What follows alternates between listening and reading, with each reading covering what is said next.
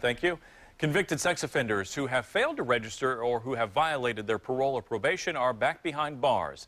This comes after a sweep conducted by the Marion County Sheriff's Department at the end of last month, a sweep that we took you on. Derek Thomas has that story.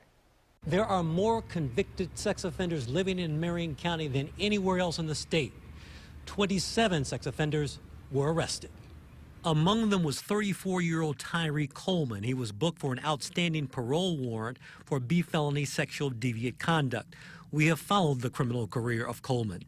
In 2006, he was a youth minister who was convicted of criminal deviant conduct and sexual misconduct with a minor with boys who stayed overnight with him at the Temple of Refuge Church.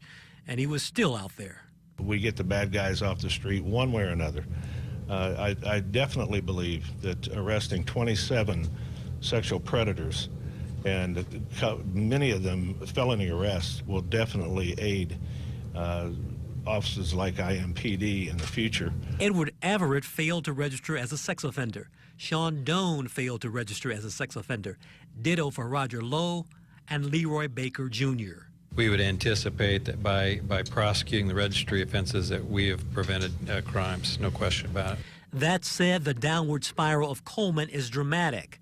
Back in 1997, I interviewed him when he won an Ameritech Award for excellence in crime prevention. We're willing to work with adults to stop a lot of the crime and the violence here in Indianapolis. Sheriff Layton says if it was up to him, he would do a couple of these sweeps every year. At any rate, the offenders now know that they're being watched, and watched carefully. Derek Thomas, RTV6.